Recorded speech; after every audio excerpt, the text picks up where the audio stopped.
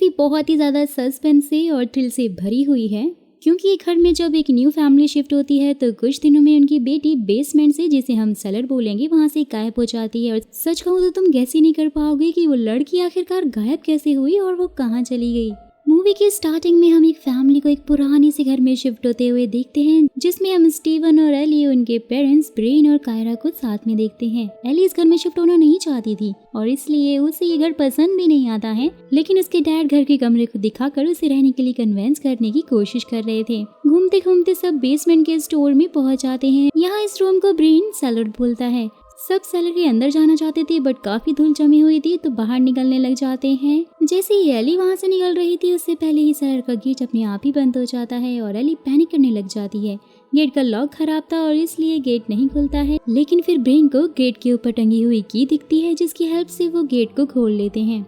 यहाँ एली इसी इंसिडेंट से बहुत ज्यादा चिढ़ चुकी थी और जब वो अपने रूम में बैठी हुई थी, जहाँ कायरा आकर उसे बताती है कि उन्हें आज रात में मीटिंग के लिए जाना है, जिस पर एली और भी ज्यादा गुस्सा हो जाती है, क्योंकि इस अजीब से घर में उसके पेरेंट्स पहली रात को ही उसे अकेले छोड़कर बाहर जा रहे थे। रात में पेरेंट्स के जाने के बाद एली अपने बॉयफ्रेंड से बात कर रही थी कि तभी उसे कुछ अजीब सी आवाजें सुनाई देती हैं। जैसे ही वो आवाज की ओर बढ़ने लग जाती है, एली को स्टीवन मिलता है, जो कि एली को डराने की कोशिश कर रहा था।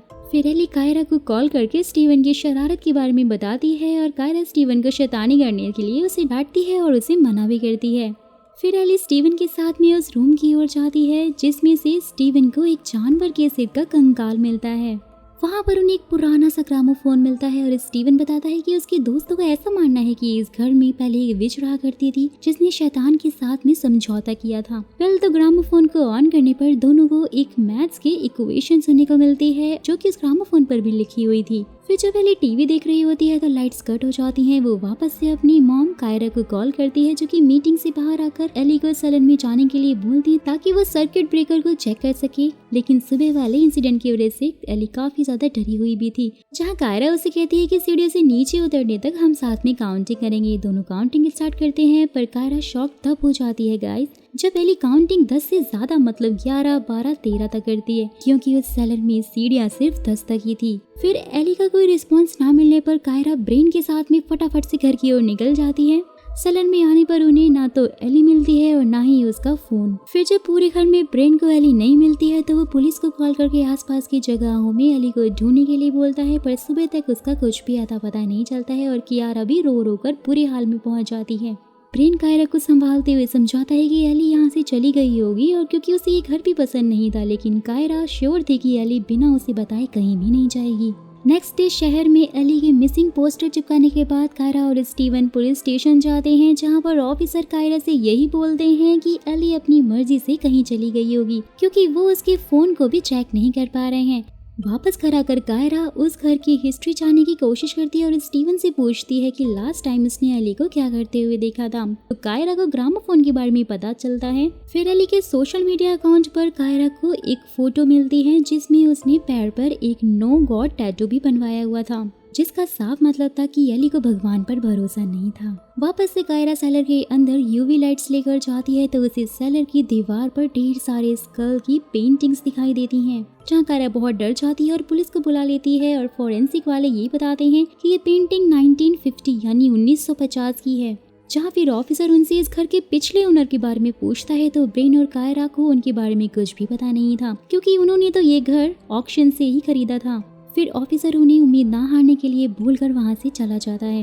रात में स्टीवन के अचानक कमरे में आ जाने से कायरा डर जाती है और उसे अपने बेड पर सुलाने के बाद वॉशरूम में बैठकर कायरा एली के बारे में सोच रही थी, जहाँ उसे वेसिंग से काउंटिंग सुनाई देने लग जाती है। वापस से सेलर में आने के बाद कायरा को वही मैथ्स की इक्वेशन दिखती है, जिसे सुबह में वो ब्रेन को दिखाती है तो वो बताती है ये इक्वेशन घर के दरवाजे पर लिखी हुई है। ब्रेन कायरा की हालत को समझ रहा था कि वो रात भर नहीं सोई है और वो एली के जाने से बहुत ज्यादा परेशान है, तो ब्रेन कायरा को हौसला देकर बोलता है कि एली वापस आ जाएगी। फिर कायरा ऑक्शन के मैनेजमेंट से बात करके घर के ओनर की डिटेल्स मांगती है, जहां उसे कोई मदद नहीं मिलती है। वो ऑफिस में जाकर अपनी असिस्टेंट एरिका को इक्वेशन देकर उसके बारे में पता लगाने के लिए बोलकर खुद मीटिंग में चली जाती है। और जैसे ही वो वापस आती है तो एरिका उसे बताती है कि ये इक्वेशन हिब्रू लैंग्वेज में है और इस इक्वेशन का मतलब है लिवाइथिन। बात करें लिवाइथिन की तो ये एक डीमन प्रिंस है। यहाँ इन सब बातों से कायरा काफी ज्यादा परेशान थी और उसे स्टीवन के स्कूल उसे लेने जाने भी पड़ जाता है क्योंकि उसने किसी से लड़ाई जो कर ली थी। वापस घर आने के बाद स्टीवन टीवी देखने लग जाता है और कायरा ग्रामोफोन ऑन करके उस इक्वेशन को सुनने लग जाती है। यहाँ स्टीवन काउंटिंग करने लग जाता है। ये देखकर कायरा स्टीवन से काउंटिंग करने की वजह पूछती है तो स्टीवन उसे इस बारे में कुछ भी नहीं बताता है। दोस्तों, यहाँ आप लोग उस इक्वेशन और काउंटिंग को ध्यान में जरूर रखिएगा। रात में कायरा को सेलर से स्टीवन की आवाज़ें आने लग जाती हैं और जब कायरा की होल के अंदर से देखती है तो उसे एक आंख दिखाई देती है जिससे वो काफ़ी ज़्यादा डर गई थी कि तभी स्टीवन कायरा के पीछे से आता है और उसे बताता है कि वो तो प्ले रूम में था। जैसे ही कायरा सेलर के अंदर आती है अपने आप से अचानक से गेट बंद हो जाता है और अंदर कायरा का फ़ोन भी उसके हाथ से गिर कर गायब हो गया था। वेल, तो किसी तरह से वहाँ ब्रेन आकर सेलर के गेट को खोल तो देता है। बाहर आकर कायरा स्टीवन को बताती है कि उसका फोन सेलर में ही गिर गया है और वो गायब हो गया है। यहाँ कायरा ये भी बताती है कि उसे इस घर के पिछले ओनर के बारे में पता है जिसमें से सारे लोग गायब हो गए थे और सिर्फ एक लड़की ही बची थी। फिर ब्रेन सेलर में जाकर कायरा के फोन को ढूंढता है तो उसे फोन तो नहीं मिलता और सेलर में किसी के होने का एहसास जरूर हो जाता है। नेक्स्ट मॉर्निंग कायरा एक मैथमेटिशियन डॉक्टर फर्नेट से मिलकर उन्हें उस इक्वेशन को दिखाकर बताती है कि उसे ये इक्वेशन सेलर के फ्लोर पर मिली थी। साथ ही वो ये भी कहती है कि उसके घर के पिछले मालिक का नाम जॉन फेडरसन था। बात करें डॉक्टर फर्नेट की तो एक एक्सीडेंट में उनके सर पे चोट लग गई थी जिसके बाद से उनका दिमाग मैथमेटिक्स में कुछ ज्यादा ही चलने लग गया। There is a small warning for you guys, अगर आप मैथ्स में कमजोर हो so please don't use this trick, okay. तो come back to the movie. Doctor Fernet बताते हैं कि जॉन फेडरसन को नोबेल पुरस्कार मिला था। यहाँ डॉक्टर फर्नेट एक थ्योरी के बारे में भी बताते हैं जो कि क्वांटम फिजिक्स से रिलेटेड थी, जिसमें सब एटॉमिक में कुछ बदलाव होने की वजह से एक बिल्ली एक ही टाइम में मरी हुई भी रहती थी और एक ही टाइम में जिंदा भी रहती थी। ये बात एक थ्योरी है तो इस पर आप ज्यादा ध्यान मत दीजिएगा, बस इतना समझ लो कि डॉक्टर फर्नेट ऐसा बोलते हैं कि एक टाइम पर इंसान मरा हुआ भी हो सकता है और वो जिंदा भी हो सकता है। ये सुनकर कायरा बहुत ज्यादा इमोशनल हो जाती है क्योंकि एली मरी हुई भी हो सकती थी। फिर डॉक्टर फर्नेट जॉन के बारे में बताते हैं कि वो पहले नाजिस के लिए भी काम किया करते थे, लेकिन जब उनका बेटा बीमार हुआ तो उन्होंने नाजिस का साथ भी छोड़ दिया था और उनका बेटा गायब हो गया था और इस बारे में उनकी बेटी आज भी कुछ नहीं बताती है। वहाँ कायरा के जाने से पहले डॉक्टर फर्नेट बताते हैं कि ये इक्वेशन किसी अलग डायमेंशन को रिप्रेजेंट करती है, लेकिन जब कायरा घर जाती है तो फर्नेट कॉल पर उसे बताते हैं कि उन्होंने अपने दोस्त को जब ये इक्वेशन दिखाई तो पता चला कि ये इक्वेशन कोई डायमेंशन को नहीं बल्कि काउंटिंग को रिप्रेजेंट करती है।